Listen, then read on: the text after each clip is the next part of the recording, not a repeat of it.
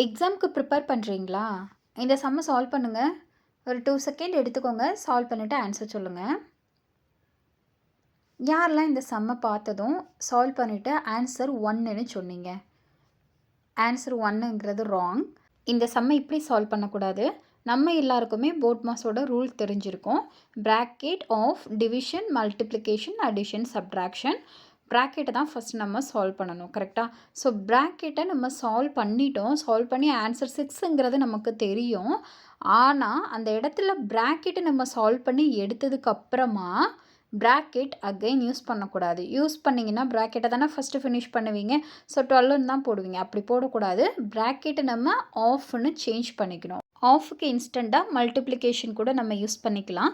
இப்போ நம்மளோட ரூலில் டிவிஷன் தான் நம்ம ஃபஸ்ட்டு சால்வ் பண்ணணும். ஸோ டிவிஷன் சால்வ் பண்ணிவிட்டு அகைன் மல்டிப்ளை பண்ணும்போது நமக்கு ஆன்சர் 36 கிடைக்குது. யாரெல்லாம் இந்த சம்மை ராங்காக பண்ணுறாங்களோ அவங்களுக்கு ஷேர் பண்ணுங்கள்.